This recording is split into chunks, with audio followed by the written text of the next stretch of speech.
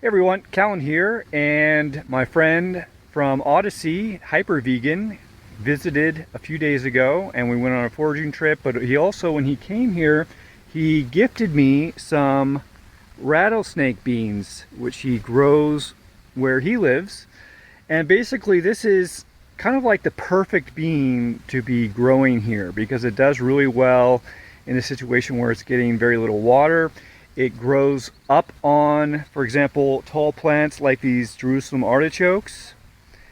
And you can eat the bean early, so it'll be like a green bean, or you can wait until, it gets hard and becomes more like a pinto bean, right? So, and basically, as long as you are continually picking it, it's generally producing, I don't know, would you call them fruit? It's basically producing beans, right? So anyways, I think that's going to be perfect to go along with this. I would like to eventually figure out how to do a potting system with the Jerusalem artichokes that is using the Three Sisters system, which is a tall plant, usually corn, but you can use Jerusalem artichoke, and then a bean which climbs that, and this will work perfect, and then a squash or something which kind of stays low to the ground and covers the ground so that sunlight's not hitting the soil.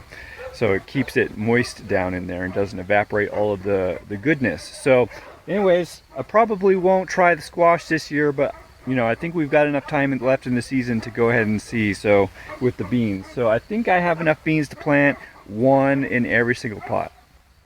Okay, whenever I'm going to plant seeds, especially big juicy seeds, I always soak them overnight. So these have been soaking for about 12 hours. And if you do that, they're going to germinate so much more quickly. So you've basically triggered the situation, then the heat of the day is triggering the rest. So lots of water, lots of warmth means let's go for it. So anyways, let's take one of these, go over one of these pots here.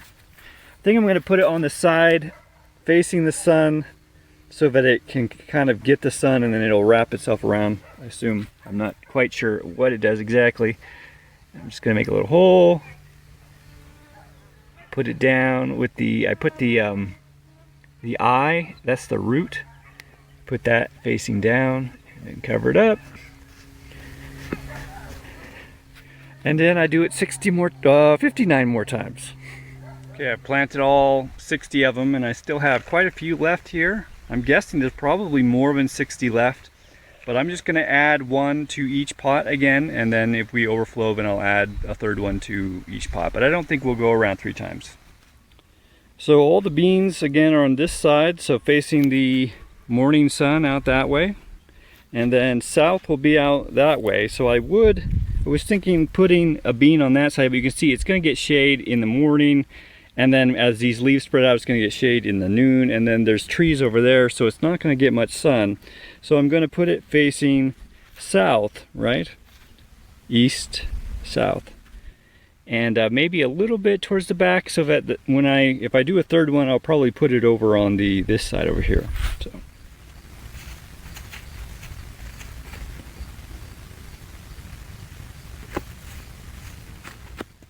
Well, I got all the way up to 3 beans per pot, and I had enough probably to go 4 beans per pot, but I already feel like 3 is probably going to get pretty crowded. I'll probably have to cut some of those out. So I'm not going to plant those.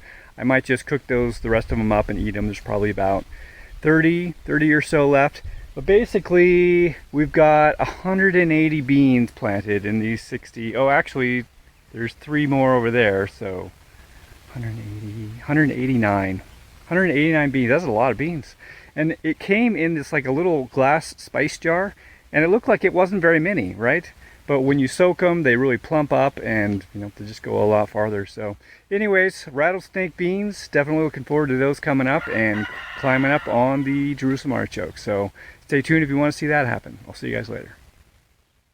Thanks for watching. If you like this video, please consider sharing it. If you'd like to help me out in a more substantial way, you can learn how to do so at cahlen.org/gift. And if you'd like to have a one-on-one conversation with me, whether publicly or privately, you can learn how to do so at cahlen.org/one-on-one. Thanks again for watching.